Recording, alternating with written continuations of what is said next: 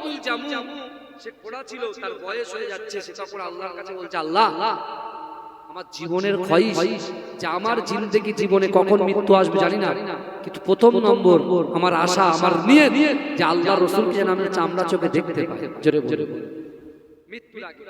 আর দ্বিতীয় নম্বর আল্লাহর রাসূল দ্বীনের দাওয়াত দিতে, ইসলামের ঝান্ডাটাকে উত্তোলন করতে গিয়ে, কালেমার ঝান্ডাটাকে উত্তোলন করতে গিয়ে আল্লাহর রাসূল যখন কোন জিহাদে বা যুদ্ধে যাবে, আমি ওমর ইবনুল জামু আমার বয়স হয়েছে তো কি হয়েছে, আল্লাহর রাসূল যেন আমাকে সাথে করে নিয়ে যায়, জোরে বলে। তৃতীয় নম্বর নিয়ত হচ্ছে আমি যখন আমার বাড়ি থেকে আল্লাহর রাসূলের সঙ্গে যুদ্ধে যাব, সেই যুদ্ধে গিয়ে কাফেরদেরকে জাহান্নামে পাঠিয়ে আমি যেন ওই যুদ্ধে শহীদ হয়ে যাই, আর আমার লাশটা যেন মদিনায় না আসে। তিনটে সংকল্প ভালো করে বুঝবেন ভাই। তাহলে আপনার অসম্ভব, আমারও অসম্ভব, ভালো করে বুঝবেন। আমার যুবকের অসম্ভব, নারীদের অসম্ভব, আমাদের অসম্ভব, আমাদের দ্বারা কিছু সম্ভব হচ্ছে না, ভালো করে বুঝবেন। কিন্তু ওমর ইবনুল জামু তার দ্বারাও অসম্ভব, কিন্তু তার কলিজার ভিতরে আছে রাসূলুল্লাহর মহব্বত, তার কলিজার ভিতরে আছে আল্লাহর ভয়, তার কলিজার ভিতরে আছে নামাজ। যে যেখানে যে কর্মক্রিয়ার মধ্যে লিপ্ত থাকুক না কেন, যখনই নামাজের সময় হয়, নাই বাড়িতে, নাই যেখানে আছে সেখানে, নাই জামাতে গিয়ে নামাজ আদায় করে, জোরে জোরে বলবেন না। কিন্তু আমার ভাই জানে দাও, হে নবী পাকের উম্মত উম্মতিরা, হে নবীর দেওয়ানারা, নামাজের পাটিতে ওমর ইবনুল জামু আল্লাহর কাছে ক্রন্দন করে, ওগো রব্বুল আলামিন, আল্লাহ পাক আমার বয়স হয়ে যায়, কখন মৃত্যু হবে বলতে পারি না, ওগো রব্বুল আলামিন, আল্লাহ পাক যতদিন পর্যন্ত মুহাম্মদ মুস্তাফা সাল্লাল্লাহু আলাইহি ওয়াসাল্লামকে চামড়া চোখে না দেখবো, ওগো রব্বুল আলামিন আপনি আমার মৃত্যু দেবেন না, ওগো রব্বুল আলামিন, আল্লাহ পাক আমার দয়ার নবী মুস্তাফা আমাকে সঙ্গে করে নিয়ে আমার রাসূল যেন যুদ্ধে যায়, আর ওখান থেকে আমার লাশটা যেন মদিনায় না আসে।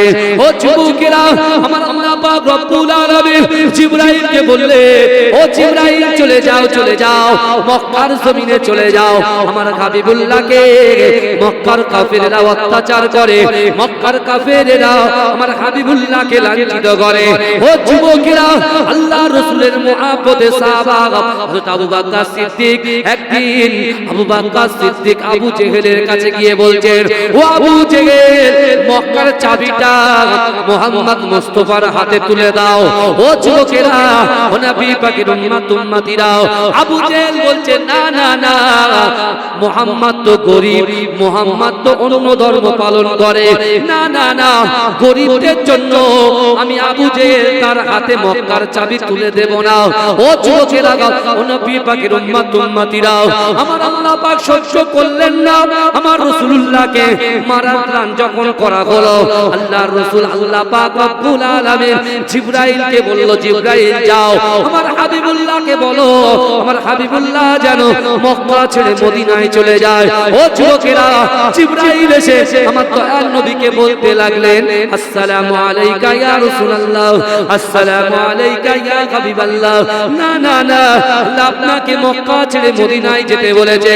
ও যুবকেরা, আমার দয়ার নবী রাসূলুল্লাহ ঝরঝর করে কাঁদতে এই সময় জিবরাইলকে বলেছিল, ও জিবরাইল, না না না, মক্কা হচ্ছে আমার জন্মভিটা, এই জন্মভিটা ছেড়ে আমি যেতে পারবো না, না না না, আমি এখান থেকে যাব না। আল্লাহর কাবা বাইতুল্লাহ শরীফ যদি তওয়াফ করার ইচ্ছা হয়, আমি কেমন করে তওয়াফ করব? মাকামে ইব্রাহিমের পিছনে 2 রাকাত নামাজ আদায় করার জন্য যদি ইচ্ছা হয়, আমি কেমন করে নামাজ আদায় করব? জমজম কূপের পানি যদি পান করার ইচ্ছা হয়, কেমন করে জমজম কূপের পানি পান করব? না না না, সাফা মারওয়া সাই করার যদি ইচ্ছা হয়, কেমন করে সাফা মারওয়া সাই করব? না না না, আল্লাহকে গিয়ে বলে দাও আমি মক্কা ছেড়ে মদিনায় যাব না। ও যুবকেরা, ও আমার আম্মা জানো বোনেরা, একটু ভালো করে বোঝার চেষ্টা করেন। আমার আল্লাহ পাক জিবরাইলকে বলছে, জিবরাইল যাও আমার হাবিবুল্লাহকে গিয়ে বলো, মক্কার কাফেরেরা আমার রাসূলুল্লাহকে 13টা বছর একটা রাতে রাতের জন্য শান্তিতে ঘুমাতে দেয় না, শান্তিতে বসবাস করতে দেয় না। না না না, আমার হাবিবুল্লাহকে গিয়ে বলো আমার হাবিবুল্লাহ যেন মদিনায় চলে যায়। আমি আল্লাহ পাক আমার হাবিবুল্লাহকে ওয়াদা দিলাম, আমি আমার হাবিবুল্লাহকে আমি আল্লাহ পাক কথা দিলাম। না না না, উনি মক্কা থেকে মদিনায় আসবে কিছুদিনের মধ্যে।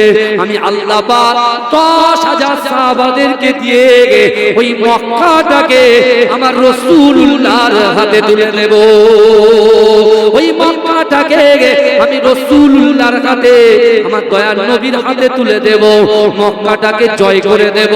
ও যুবকেরা, ও নবী পাকের উম্মতিরা, আল্লাহর রাসূলের আশিক, আল্লাহর রাসূলের মুহাব্বতের পাগল হযরত ওমর ইবনুল জামু আইয়ুব আলী আনসারীর বাড়ির পাশে বসে বসে ক্রন্দন করে। ও যুবকেরা, আমার আল্লাহর নবী যখন মক্কা থেকে মদিনায় প্রবেশ করেছে, ওই ওমর ইবনুল জামু যার ভিতরে আল্লাহর ভয় ছিল, যার ভিতরে রাসূলুল্লাহর মুহাব্বত ছিল, যার ভিতরে নামাজ ছিল, আমার আল্লাহ পাক ওই বিশ্ব নবী রাসূলুল্লাহর সঙ্গে তার সাক্ষাৎ করে দিল। জোরে বলবেন, জোরে হবে না? ব্যবসায় বরকত চাই, আপনার পাশে যে জমিগুলো আছে ফসলে ফসলে ভরাতে চাই, রাসূলুল্লাহর গোলাম হয়ে আল্লাহর গোলাম হয়ে যা।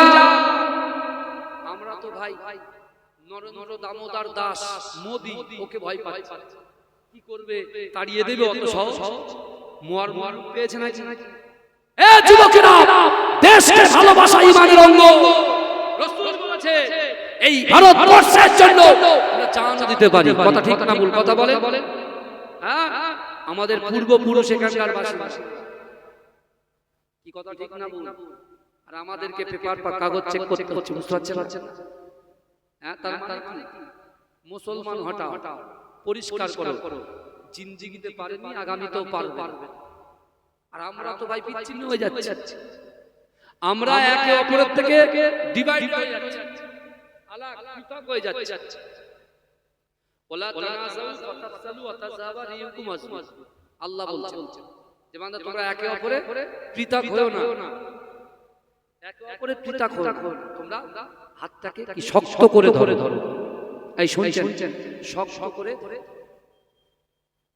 আমরা শক্ত করে ধরছি। আল্লাহর কোরআন বলছে তোমরা একে অপরে শক্ত করে ধরো। তোমরা তো ভাই ভাই, আমরা নিজেদের ভিতরে দ্বন্দ্ব, সমস্যা।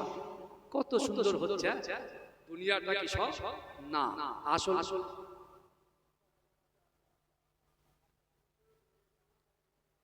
আমার বাবা ভালো করে চিন্তা করে, আমরা এদিকে লড়াই করে মরছি, ঝামেলা করে মরছি, নিজেদের ভিতরে দ্বন্দ্ব করে মরছি, আর অন্যদিকে অন্যজন ওই মাঝখানে যে আপনারা গ্যাপ হয়ে যাচ্ছে, মাঝখানে ঢুকে পুরো একদম অপারেশন করে বেরিয়ে যাচ্ছে। কথা ঠিক না? আমরা কুল কিনারা খুঁজে পাচ্ছি, বুঝতে পারছেন ভাই? জানি সংযত, দয়া করে বলছেন আগামী দিনে আমরা তো ক্ষতিগ্রস্ত হব, আমাদের পরের জেনারেশন ক্ষতিগ্রস্ত হয়ে যাবে। আমাদের পরের জেনারেশনের জন্য, তার জন্য দায়ী হব আমরা। শুধু একটু সম্মানের জন্য দুনিয়াতে আপনি ওমর ইবনুল জামু, আল্লাহ রাসূল যখন যাচ্ছেন, ওমর ইবনুল জামু রাসূলুল্লাহর পায়ে পড়েন। জোরে বলবেন। আল্লাহর দ্বীনের দাওয়াত দিচ্ছেন মদিনাতে। ভালো একটা সময় আসছে, আল্লাহ রাসূল সাহাবাদেরকে ডাকলেন, ডেকে বলছেন সাহাবারা বদরের যুদ্ধে যাবে। কোন যুদ্ধে যাব? বদরে যাব। বদরে আল্লাহ রাসূল সাল্লাল্লাহু আলাইহি ওয়াসাল্লাম যখন বদরের কথা বললেন, ওমর ইবনুল জামু রাসূলুল্লাহর কাছে খুঁড়িয়ে রাতের অন্ধকারে এসেছে। কারণ তারা একটা সংকল্প আল্লাহ কবুল করেছে, রাসূলুল্লাহকে ডেকে নিয়েছে। জোরে বলবেন না? এখনো কটা বাকি? দুটো বাকি। চেষ্টা করছে। চেষ্টা কিসের জন্য করছে? টাকা দিয়ে না, আল্লাহর ভয়, রাসূলুল্লাহর মহব্বত দিয়ে চেষ্টা করছে। নামাজের পাটিতে বসে চেষ্টা করছে।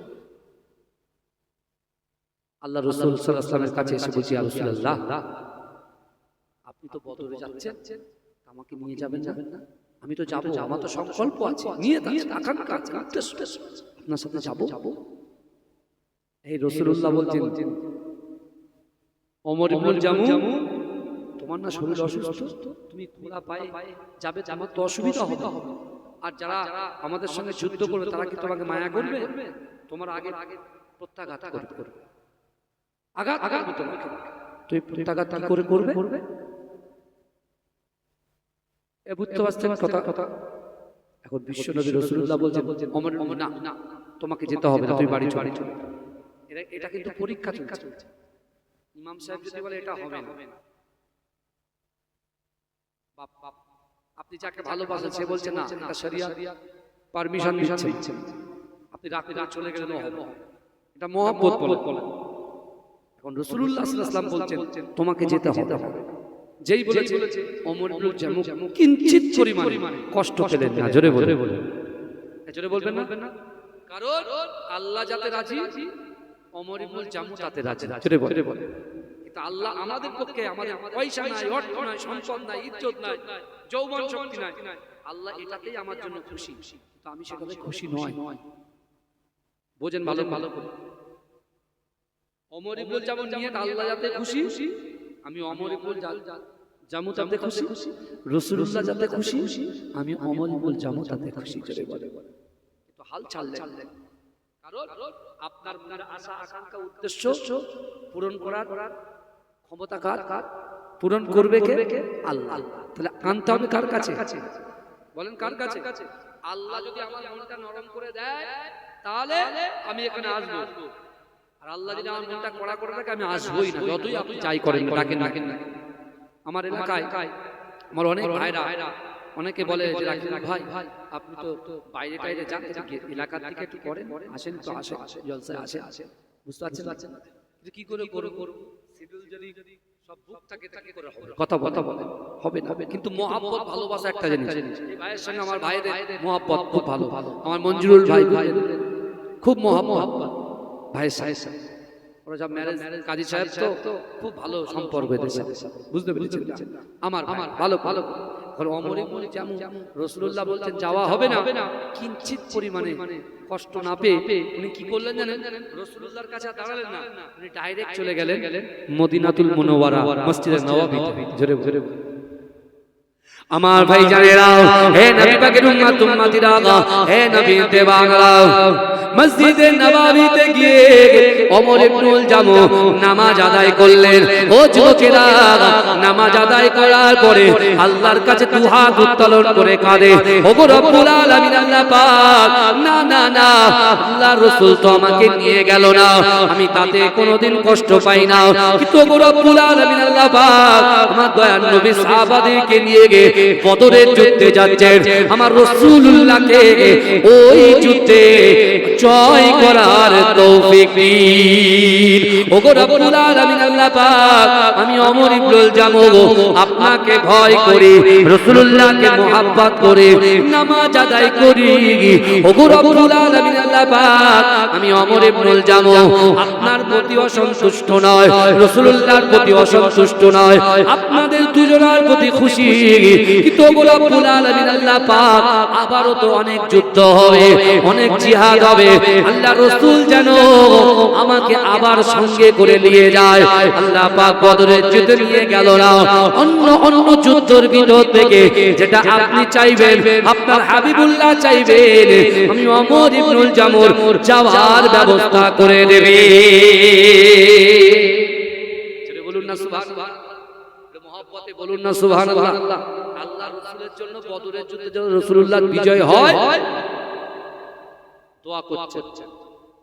আর আমি আপনাকে কি বলতাম, আমার নিয়ে যাইনি, আমার মন খারাপ, যা হোক গে আমি দেখতে পাবো না, এইসব কথা হয়। ইসলামটাও তো সহজ নয়। মামার বাড়ি যখন গেলাম দরজা খোলা, গেলাম আর এক কি দরজা খোলা, সব দরজা ক্লোজ হয়ে গেছে। যদি বলেন কেন, আমাদের নিউ টাউনে জমির দাম অনেক বেশি, জানেন? এক দুকাটা 1 লাখ টাকা। মামার বাড়ির সম্পত্তি আছে বিশাল। ছেলেরা বলছে যা মামার বাড়িতে সম্পত্তি নিয়ে এসো। ভিটে বাড়ি করে তো ছাড়িয়ে এরকম আছে না, কথা বলে তো ভিটে বাড়ি মামার সাথে সম্পর্ক থাকে, মামার বাড়ির আবদার থাকে, কথা বলে না, দরজা বন্ধ, অনেক দরজা বন্ধ হয়ে গেছে, বুঝতে পেরেছেন? খুব সব পরিবর্তন হন। আল্লাহর কোরআন বলছে আল্লাহ বলছে বান্দা তোমরা অতি দ্রুত প্রতিযোগিতা করো, প্রতিযোগিতা করো আমি আল্লাহ আমার ক্ষমার দিকে। জোরে জোরে বলে, জোরে বলবেন না বাবাজি? আল্লাহ প্রতিযোগিতা করতে বলছে, আমরা তো জমি নিয়ে প্রতিযোগিতা করি, বুঝতে পারছেন না? ঘর নিয়ে প্রতিযোগিতা করি, জামা কাপড় নিয়ে প্রতিযোগিতা করি, কিন্তু নামাজ নিয়ে কেউ প্রতিযোগিতা করি না যে আমি সবার আগে জুম্মার নামাজে ঢুকবো আর সবার শেষে বেরোবো। কিন্তু ভাইজান এখন উল্টো হয়ে গেছে, সবার শেষে যায় সবার আগে পালা। দেখেন ছেলেরা খুব ওরাও সব করে না, পুরোপুরি খুতবা শোনা, বসে বসে খুতবা শোনা, বুঝতে পারছেন? কেউ টুপি ছুঁড়ে দেয় না, ওর কিনে মারে না, বুঝতে পেরেছেন? এক এক জায়গায় এরা ভয় দেখেছি, তাই বলছি এগুলো করা যাবে যাবে, শরিয়াত এটা পারমিশন দেয়। ওমর ইবনে জামুল দোয়া করলে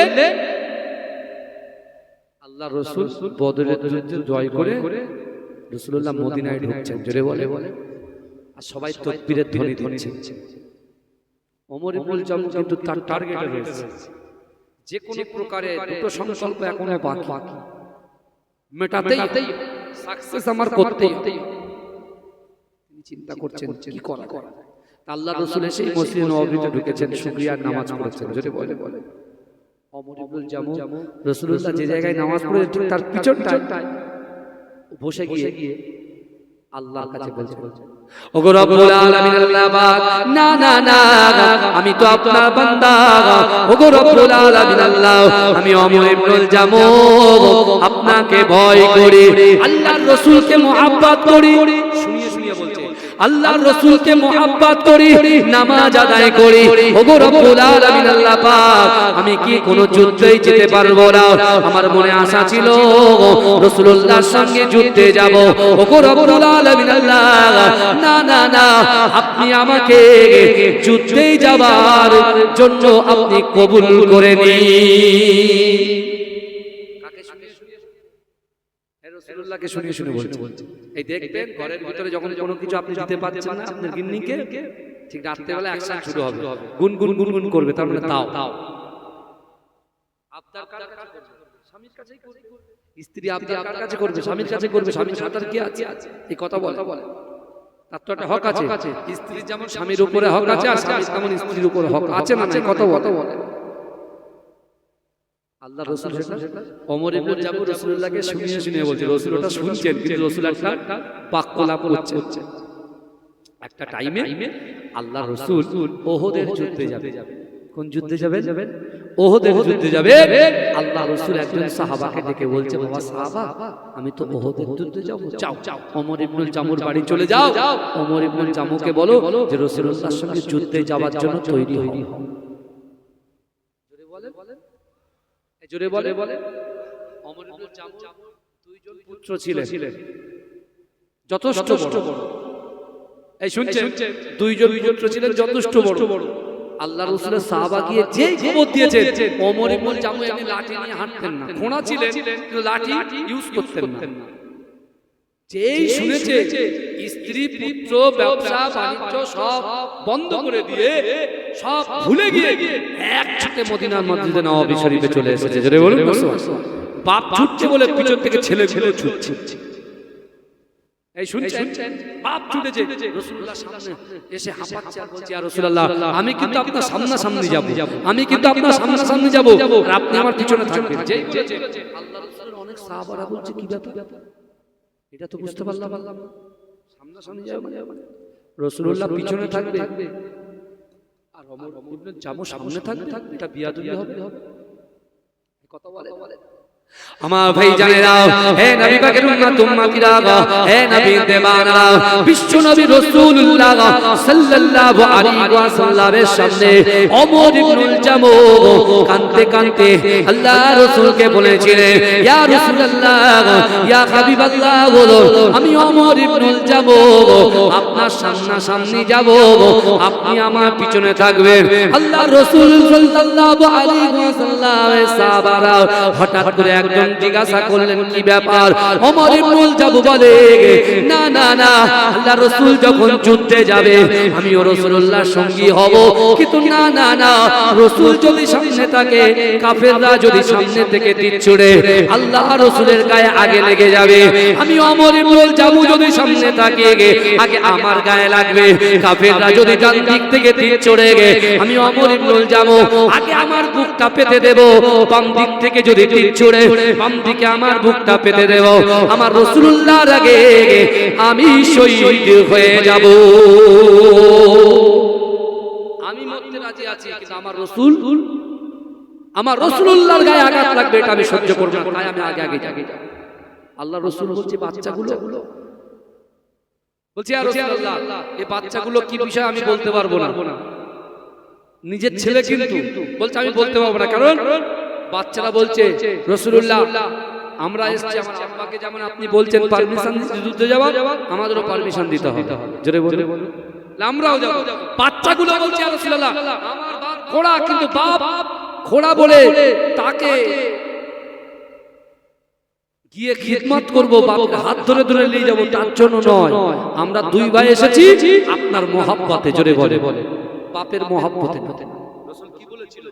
লা ইউমিনু আহাদুকুম হাত্তা আকুনা আহাব্বা ইলাইহি মিন ওয়ালিদিহি ওয়া ওয়ালাদিহি ওয়ান নাসি আজমাইন। হে যুবকেরা, আল্লাহর রাসূল বলছে আমার সাহাবারা তোমরা ততক্ষণ পর্যন্ত পূর্ণ ঈমানদার হতে পারবে না যতক্ষণ তোমাদের পিতা মাতা, তোমাদের সন্তান সন্ততি, তোমাদের আত্মীয় পরিজন, তোমাদের ব্যবসা বাণিজ্য, এমনকি তোমাদের জীবনের থেকে রাসূলুল্লাহকে মহব্বত করতে হবে, তাহলে তোমরা হবে ঈমানদার। সবার থেকে বেশি মহব্বত কাকে করতে হবে? রাসূলুল্লাহকে। বাচ্চা বাচ্চা ছেলেগুলো বলছে আমার বাপের মহব্বতে না আপনার মহব্বতে যাব, জোরে বলে।